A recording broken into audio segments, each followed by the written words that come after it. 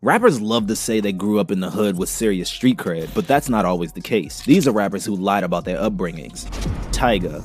Tyga's upbringing is about as far from hood as you can get, despite the fact that he deluded himself into believing that he grew up tough. Tyga has always claimed he's from Compton, the West Coast city made famous by rappers like Dr. Dre and NWA, but he was actually raised in Los Angeles' San Fernando Valley. He finally admitted it after old footage of him on a show called Busters leaked. Grew up not too tough, parents had a Range Rover, doing it big, not too much hard, but I'm still street, he said on the show. Later on, he quickly tried to set the record straight by claiming that the intro was scripted. I never grew up in the valley, he said, going on to say that he was getting a check for saying that he had, and that he was just having fun. Despite this, many critics of Tyga still argued that he has faked his hood persona. After all, what benefit would he get from saying that he wasn't all that?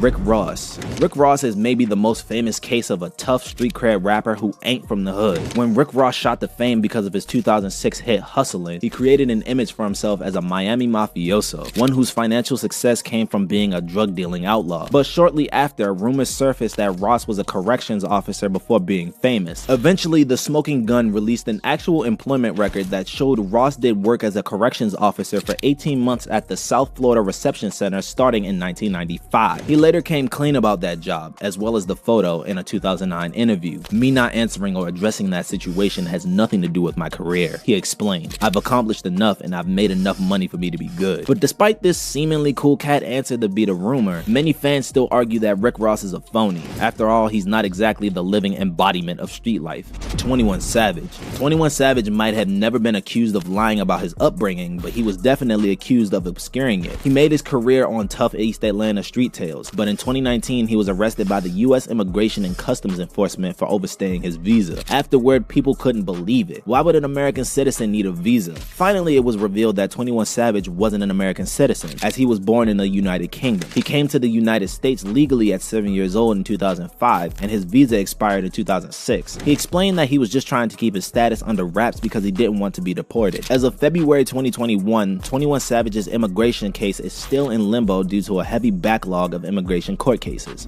Ice Cube.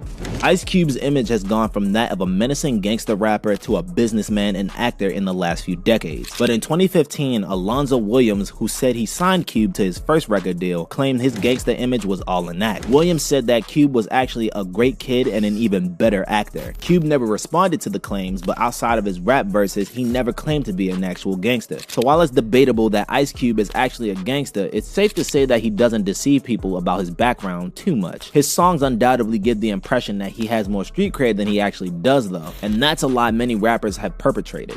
Vanilla Ice. With a name like Vanilla Ice, you wouldn't expect much in terms of street cred, but Vanilla Ice claimed he was all about that hood life when he started gaining fame in the late 1980s and early 1990s. He said he grew up in a tough Miami neighborhood and was involved in knife fights, often citing a scar on his backside as proof. But it wasn't long after reporters from the Miami Herald and Dallas Morning News suggested that Ice was actually from a well-to-do suburb of Dallas, and in 2020 he confirmed that his original backstory was fabricated. He explained that he was embarrassed to tell people about his upbringing since it didn't match up with his rap persona, but in the end things worked out well for him. He went on to say that he was able to make a lot of money through real estate investments and had a successful reality show, proving he doesn't need to lie about his past.